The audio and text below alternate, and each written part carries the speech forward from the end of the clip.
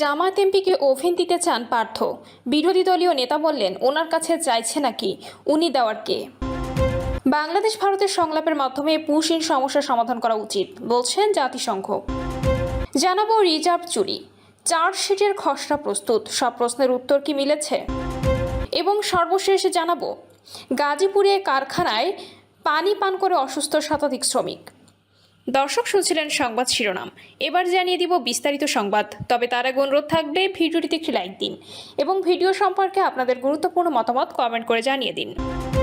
Jamaat এমপিকে oven দিতে চান পার্থ। বিরোধী দলীয় নেতা বললেন ওনার কাছে চাইছে নাকি, উনি দেওয়ার কে?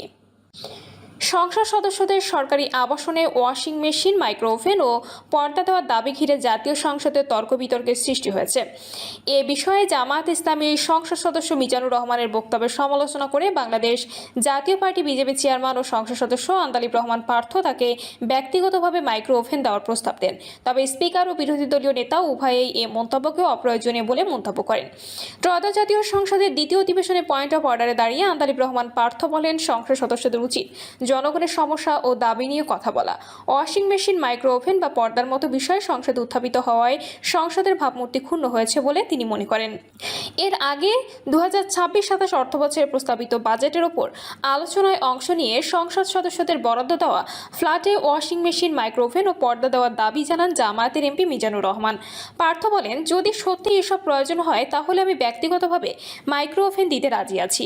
প্রধানমন্ত্রী ওয়াশিং মেশিন আর স্বরাষ্ট্রমন্ত্রী পর্দার ব্যবস্থা করলে তার সংসারটাও গুছিয়ে দেওয়া যায়। তার এ বক্তব্যের পর স্পিকার হাফিজউদ্দিন আহমেদ বলেন বিষয়টি পয়েন্ট অফ অর্ডারে আওতায় পড়ে না। তিনি জানান বাজেট আলোচনায় একজন সদস্য নিজের সুবিধা অসুবিধার কথা বলতে পারেন, তবে এ ধরনের বিষয় সংসদে না বললেও চলতো। স্পিকার আরও বলেন মিজানুর রহমান নিজের জন্য সংসদ সদস্যদের সরকারি আবাসনে বসবাসকারী সবার জন্যই এসব সুবিধার কথা বলেছেন। সংসদ সদস্যদের জন্য প্রয়োজনীয় আসবাব ও সরঞ্জাম সরবরাহের ব্যবস্থা সংসদের সংশ্লিষ্ট কমিটির মাধ্যমে হয়ে থাকে।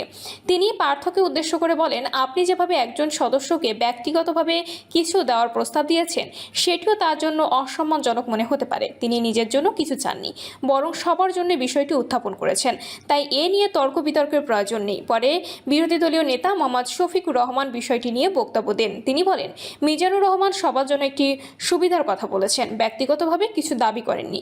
শফিকুর রহমান বলেন, স্পিকার ঠিকই বলেছেন, বিষয়টি সংসদে না বলে সংশ্লিষ্ট কমিটিতে উত্থাপন করা যেত, কিন্তু সেটিকে কেন্দ্র করে ব্যক্তিগত মন্তব্য করা কিংবা কিছু দেওয়ার প্রস্তাব দেওয়ার প্রয়োজন ছিল না। উনি তো বিজ্ঞ পার্লামেন্টেরিয়ান, নিজেই আবার অফারও দিয়ে দিলেন ওনার কাছে চাইছে নাকি। তিনি আরও বলেন, তিনি এটাকে সূত্র ধরে গাড়ি বাড়ি সহ সব নিয়ে আসলেন। আমাদের মানসিকতাগুলো এমন হওয়া উচিত, এখানে দাঁড়িয়ে কারো সম্মানে আঘাত করব না। আশা করি সকলেই এ বিষয়ে যত্নশীল হব। বাংলাদেশ ভারতের সংলাপের মাধ্যমে পুশিন সমস্যার সমাধান করা উচিত বলছে জাতিসংঘ। বাংলাদেশ ও ভারতের মধ্যকার সীমান্তে পুশিন সমস্যার সংলাপের মাধ্যমে সমাধান করা উচিত বলে মন্তব্য করেছেন জাতিসংঘের মহাসচিব মুখপাত্র স্টিফেন ডুজারিক। নিউ ইয়র্কে স্থানীয় সময় গতকাল নিয়মিত প্রেস ব্রিফিংয়ে তিনি এসব কথা বলেন। প্রেস ব্রিফিংয়ে স্টিফেন ডুজারিকের কাছে জানতে চাওয়া হয়, বাংলাদেশ ভারত সীমান্ত প্রসঙ্গে আবারও বলছি, আন্তর্জাতিক মনোযোগ এখন যুক্তরাষ্ট্র, ইরান, আলোচনা, লেবানন, দক্ষিণ সুদান এবং হাইতির দিকে, কিন্তু বাংলাদেশ ও ভারতের সীমান্তে শত শত শিশু ও নারীর জীবন ঝুঁকির মধ্যে রয়েছে। শিশুরা ক্ষুধায় কাটছে, নারীরা খোলা আকাশের নিচে রাত কাটাচ্ছেন। জাতিসংঘের মহাসচিব এই বিষয়টিকে কিভাবে দেখছেন? জবাবে জাতিসংঘ মহাসচিব মুখপাত্র বলেন, দেখুন, আমি মনে করি বিষয়টি দুই দেশের সংলাপের মাধ্যমে সমাধান করা উচিত এবং এতে মানুষের মানবাধিকার ও মানবিক মর্যাদার প্রতি পূর্ণ সম্মান থাকতে হবে। দ্বিতীয় আরেকটি প্রশ্নে ডুজারিকের কাছে জানতে চাওয়া হয়, জাতিসংঘ সাধারণ পরিষদের নবনির্বাচিত সভাপতি বাংলাদেশের অন্তর্বর্তী সরকারের সময় রোহিঙ্গা বিষয়ক উচ্চ প্রতিনিধি হিসেবে দায়িত্বে ছিলেন, আর কয়েক মাস পর তিনি জাতিসংঘ সাধারণ পরিষদের সভাপতি হিসেবে নতুন দায়িত্বে কাজ শুরু করবেন। অন্যদিকে মহাসচিব এর আগে শরণার্থী বিষয়ক হাই কমিশনার হিসেবে দায়িত্ব পালন করেছেন। তাহলে এখন কি আমরা রোহিঙ্গা প্রত্যাবাসন নিয়ে আশাবাদী হতে পারি? রিজার্ভ চুরি, চার্জশিটের খসড়া প্রস্তুত, সব প্রশ্নের উত্তর কি মিলেছে? বাংলাদেশ ব্যাংকের বৈদেশিক মুদ্রা রিজার্ভ থেকে 2016 সালে 5 ফেব্রুয়ারি চুরি হয়ে যায় 8 কোটি 10 লাখ মার্কিন ডলার। সেদিন রাতে যুক্তরাষ্ট্রের নিউ ইয়র্ক ফেডারেল রিজার্ভ ব্যাংকে সংরক্ষিত বাংলাদেশের রিজার্ভ থেকে প্রায় 100 কোটি ডলার সরিয়ে নেওয়ার চেষ্টা হয়েছিল। শেষ পর্যন্ত 35টি ভুয়া সুইফট বার্তার মধ্যে 5টি কার্যকর হয় এবং 81 মিলিয়ন ডলার ফিলিপাইনে পৌঁছে যায়। বিশ্বের ইতিহাসে এটি সবচেয়ে আলোচিত ও জটিল সাইবার নির্ভর ব্যাংক ডাকাতিগুলোর একটি হিসেবে বিবেচিত। ঘটনার ৩৯ দিন পর রাজধানীর মতিঝিল থানায় মামলা করে বাংলাদেশ ব্যাংক কর্তৃপক্ষ। এর এক দশক পর এসে তদন্ত এখন শেষ পর্যায়ে। তবে অভিযোগপত্র আদালতে জমা পড়ার আগে নতুন করে সামনে এসেছে পুরনো কিছু প্রশ্ন। ডিজিটাল আলামত কতটা শক্তিশালী? ঘটনার দিনে সিসিটিভি ফুটেজের কি হয়েছিল? আর এই বহুল আলোচিত সাইবার হামলার পেছনে কোনো ইনসাইডার বা অভ্যন্তরীণ সহযোগী ছিল কিনা? চার্জশিটের খসড়া আইনি মতামতের অপেক্ষা। তদন্ত সংশ্লিষ্ট একাধিক সূত্র জানিয়েছে, দীর্ঘ তদন্ত শেষে পুলিশের অপরাধ তদন্ত বিভাগ ৬৪ ব্যক্তি ও প্রতিষ্ঠানের বিরুদ্ধে চার্জশিটের একটি খসড়া প্রস্তুত করেছে। খসড়ায় বাংলাদেশ ব্যাংকের সাবেক গভর্নর ডক্টর আতিউর রহমান সহ বাংলাদেশের ১০ জনের নাম রয়েছে বলে জানা গেছে। বাকি আসামিদের মধ্যে বিদেশে নাগরিক ও প্রতিষ্ঠানও রয়েছে। সূত্রগুলোর দাবি, খসড়া চার্জশিটে যাদের নাম রয়েছে তাদের মধ্যে আছেন আনিস এ খান, কে এম আব্দুল ওয়াদুদ, শুভঙ্কর সাহা, রেজাউল করিম, জুবায়ের বিন হুদা, এফ এম আসাদুজ্জামান, মেজবাউল হক, আবুল কাশেম এবং মোহাম্মদ সুলতান মাসুদ আহমেদ। মামলার বর্তমান তদন্তকারী কর্মকর্তা সিআইডির ফাইন্যান্সিয়াল ক্রাইম ইউনিটের অতিরিক্ত বিশেষ পুলিশ সুপার আল মামুন গণমাধ্যমকে বলেছেন, তদন্তের প্রায় ৮০% কাজ প্রথম তদন্তকারী কর্মকর্তা সম্পন্ন করেছিলেন। পরবর্তী সময়ে আরও কিছু তথ্য ও প্রমাণ যুক্ত করা হয়েছে।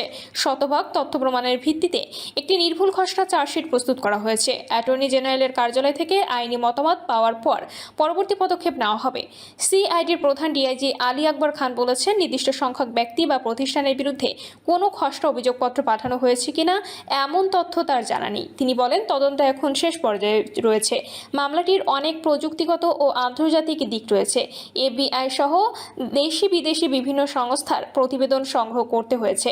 বিদেশে পাঠানো মিউচুয়াল লিগ্যাল অ্যাসিস্ট্যান্স সংক্রান্ত তথ্য যাচাই বাছাই করে রেকর্ডে অন্তর্ভুক্ত করতে হয়েছে। এসব কারণে তদন্ত দীর্ঘ হয়েছে। তিনি বলেন, চার্জশিট প্রস্তুতের আছে আগে অ্যাটর্নি জেনারেলের কার্যালয়ের কাছ থেকে নিয়মিত আইনি পরামর্শ দেওয়া হচ্ছে, যাতে আদালতে প্রমাণ উপস্থাপনের ক্ষেত্রে কোনো দুর্বলতা না থাকে।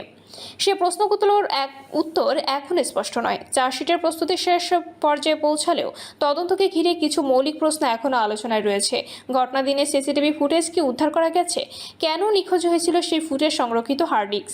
ডিজিটাল ফরেনসিক বিশ্লেষণ কতটা নির্ভরযোগ্য? সবচেয়ে গুরুত্বপূর্ণ প্রশ্ন, এত বড় আর্থিক সাইবার অপরাধে কোনো অভ্যন্তরীণ সহযোগিতা ছিল কিনা? এই প্রশ্নগুলো নতুন করে সামনে এনেছেন তথ্য প্রযুক্তিবিদ তানভীর হাসান জোহা, যিনি ঘটনার পর প্রাথমিক প্রযুক্তিগত অনুসন্ধানে যুক্ত ছিলেন। এসব নিয়ে কিছু প্রশ্ন তোলায় তিনি অপহরণ হয়েছিলেন বলে অভিযোগ আছে। তার নিখোঁজের বিষয়ে গণমাধ্যম সরব হলে তাকে বিমানবন্দর এলাকায় ফেলে যায় অপহরণকারীরা। সিসিটিভি ফুটেজ ও হার্ড ডিস্কের রহস্য। জোহা বলেন, ঘটনার পর বাংলাদেশ ব্যাংকে গিয়ে তাদের প্রথম কাজ ছিল ডিজিটাল আলামত পর্যালোচনা করা। যে কোনো সাইবার হামলার তদন্তে প্রথমে দেখা যায় সিস্টেম লগ, সার্ভার রেকর্ড ও সিসিটিভি ফুটেজ। এগুলো থেকে বোঝা যায় হামলার ধরন, পদ্ধতি এবং ঘটনার সময় কী ঘটেছিল।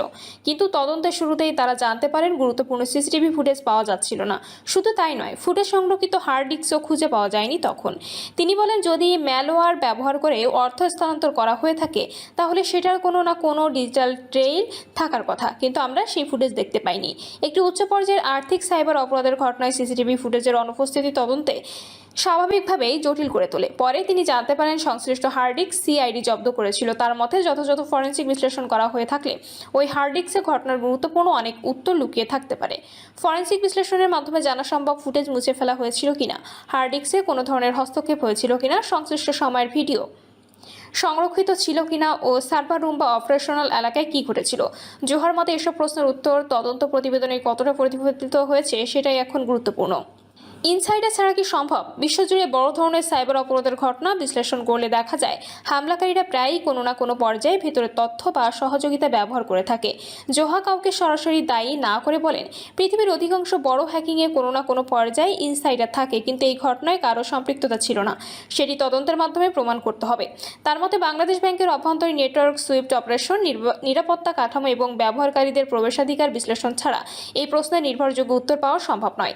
কেন বিশ্বের নজর থাকবে এই বিচারে?